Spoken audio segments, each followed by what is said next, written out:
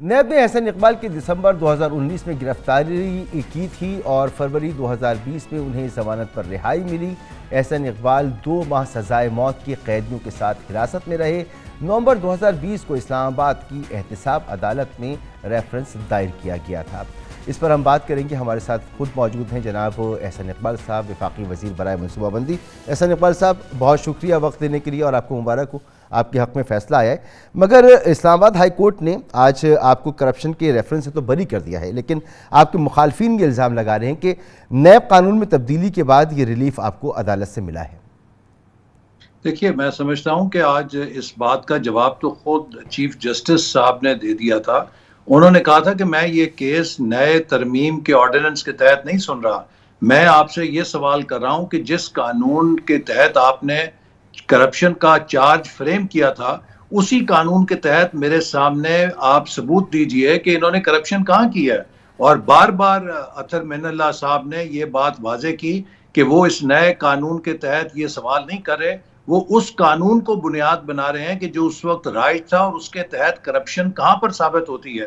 اور کم از کم انہوں نے 1 درجن سے زیادہ دفعہ نیب سے یہ سوال کیا کہ اس پورے ریفرنس میں آپ ایک نقطہ بتائیں۔ اور آپ کو یاد ہوگا کہ جب نیب نے مجھے گرفتار کیا تھا اور اگلے روز ریمانڈ کے لیے پیش کیا، تو میں نے احتساب عدالت جس سے میرا ریمانڈ لیا گیا اس کے سامنے بھی یہ سوال اٹھایا تھا کہ نیب سے مجھے یہ پوچھ کے بتائیے کہ کیا مجھے گرفتار کسی کمیشن لینے پہ، کسی کک بیک لینے پہ، کسی مالی بدعنوانی پر کر رہے ہیں۔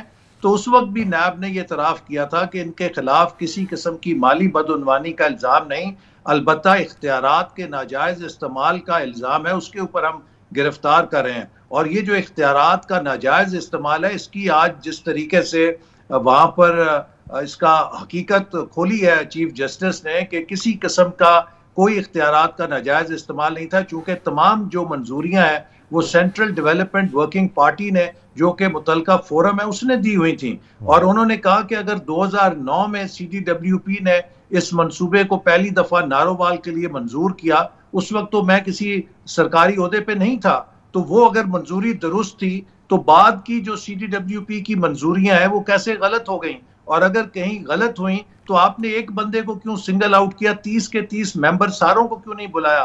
اور یہ آپ نے اختیارات سے تجاوز کیا ہے، لہٰذا یہ کسی بھی لحاظ سے کرپشن کا اور بدعنوانی کا کیس نہیں بنتا۔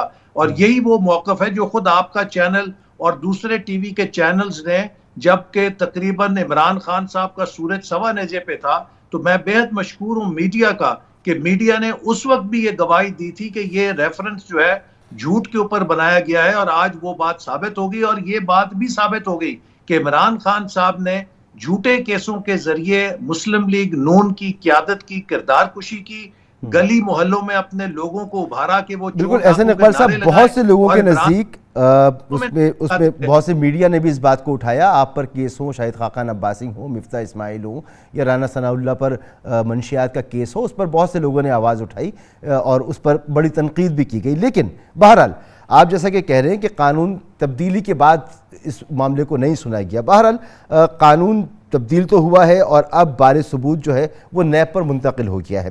اس کا فائدہ ملزم کو تو پہنچ سکتا ہے نا، اور اس میں دو رائے بھی نہیں ہے کہ اب نیب کا کیس کرنا کافی مشکل ہو گیا ہے۔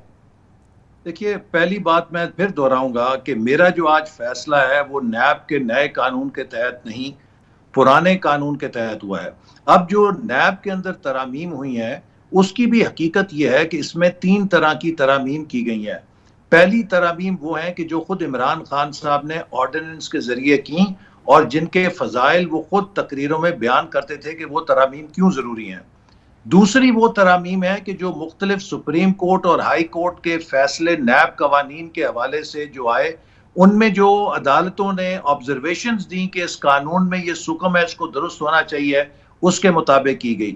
تیسری وہ ترمیم ہے کہ جو اسلامی نظریاتی کونسل نے نیب قانون کے تحت کہا کہ اس میں جو بار ثبوت ہے وہ آپ، جو کہ پوری دنیا کا مسلمہ اصول ہے کہ آپ ہر شخص کو انوسنٹ تصور کرتے ہیں جب تک کہ آپ کے پاس ثبوت نہ ہو۔ آپ جس طرح دیکھیے میرے کیس کے اندر جب چیف جسٹس نے ان سے سوال کیا کہ آپ نے ان پر یہ الزام کیسے لگایا، انہوں نے کہا جی ایک اخباری رپورٹ کے مطابق۔ تو انہوں نے کہا وہ کون سی اخباری رپورٹ تھی؟ تو ایک کوئی پتہ نہیں میٹرو واچ نامی گمنام اخبار تھا جس کی ایک فیکچولی انکریکٹ رپورٹ تھی، جس میں لکھا گیا تھا کہ یہ 6 ارب روپے اس منصوبے پہ ضائع کر دیے گئے ہیں اور یہ منصوبہ بارڈر سے 800 میٹر کے فاصلے پہ ہے، کوئی نامی گرامی اخبار بھی اگر اس طرح کی خبر چھاپے تو اداروں کا احسان اقبال صاحب لاگت ہی 2.9 ارب روپے تھی. ان کی ذمہ داری ہے کہ اس کی پہلے تحقیق کریں. مگر آج احسان اقبال صاحب مجھے سن پا رہے ہیں آپ؟ جی احسان اقبال صاحب، آج ایک اور نقطہ اٹھایا گیا، وہ یہ کہ 18ویں ترمیم کے بعد یہ جو استحقاق تھا اس اتھارٹی کو فیصلے کرنے کا، وہ پنجاب حکومت کے تحت تھا، لیکن آپ وفاق میں تھے اور آپ نے مداخلت کی، تو اختیارات سے تجاوز کا الزام آپ پر لگایا گیا. دیکھیے، جو میرے پہ اختیارات سے تجاوز کا الزام لگایا گیا، وہ بھی آج چیف جسٹس نے ان سے کہا کہ جس وزارت کی ذمہ داری تھی ایگزیکیوشن آف دا پروجیکٹ کی، وہ تو میری وزارت ہی نہیں تھی. تو I was not Minister of Inter-Provincial Coordination. تو میں کیسے وہ کر سکتا تھا؟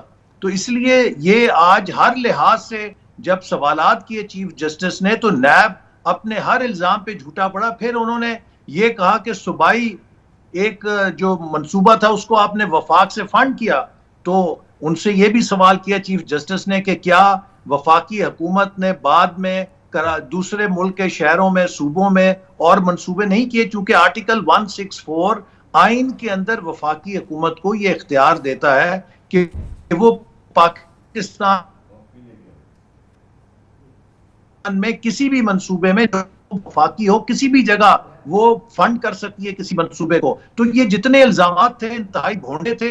اصل مقصد یہ تھا کہ ہماری آواز بند کرنی تھی، ہمیں جیلوں میں ڈالنا تھا، ہمیں مروب کرنا تھا، اور ہم نے الحمدللہ ڈٹ کے ان کا سامنا کیا. اور آج اللہ تعالیٰ نے ہمیں سرخرو کیا. اور عمران نیازی صاحب کو معافی مانگنی چاہیے قوم سے، جس جھوٹ کا وہ سہارا لے کے ہماری کردار آپ جیسا احسان اقبال صاحب معافی مانگنے کا کہہ رہے ہیں، اس سے پہلے بھی آپ نے فرمایا کہ عمران خان صاحب کی ایما پر اور ان کے ساتھیوں کی ایما پر نون لیگ کے خلاف انتقامی کارروائیاں کی گئیں، سیاسی انجینئرنگ کے لیے نیب کو استعمال کیا گیا. آپ 2018 میں آپ کے خلاف یہ کیس بنا، اس دوران آپ 2 ماہ سے زائد عرصہ اڈیالہ جیل میں سزائے موت کے قیدیوں کے ساتھ آپ کو رکھا گیا. کیا آپ اس سب چیزوں کو دیکھتے ہوئے اور اس سارے معاملے پر ہر جانے کا کوئی دعویٰ کریں گے؟ جی بالکل، میں ڈیمیجز کروں گا، کیونکہ دیکھیے یہ کردار کشی جو کی گئی، آپ کی گلی محلوں پہ اپنے حمایتیوں سے یہ چور ڈاکو کے نعرے لگواتے تھے. خود عمران خان جلسوں کے اندر احسان اقبال ڈاکو ہے، بھی کس بات کا ڈاکہ ڈالا ہے؟ آج پتہ لگ گیا ہے کہ آپ کا جھوٹ کا کیس تھا. الحمدللہ ہم نے دیانتداری کے ساتھ اس ملک کی خدمت کی ہے، اور اس لیے نہ صرف یہ کہ وہ ہرجانہ ہوگا، بلکہ اس منصوبے کو 4 سال معطل رکھنے سے جو اس کی کاسٹ ایسکلیشن ہوگی، اس منصوبے کو جب ہم مکمل کریں گے تو جو اضافی اخراجات ہوں گے وہ بھی عمران خان سے اور نیب سے وصول کریں گے انشاءاللہ. بہت بہت شکریہ آپ کا جناب احسان اقبال صاحب، وفاقی وزیر برائے منصوبہ بندی.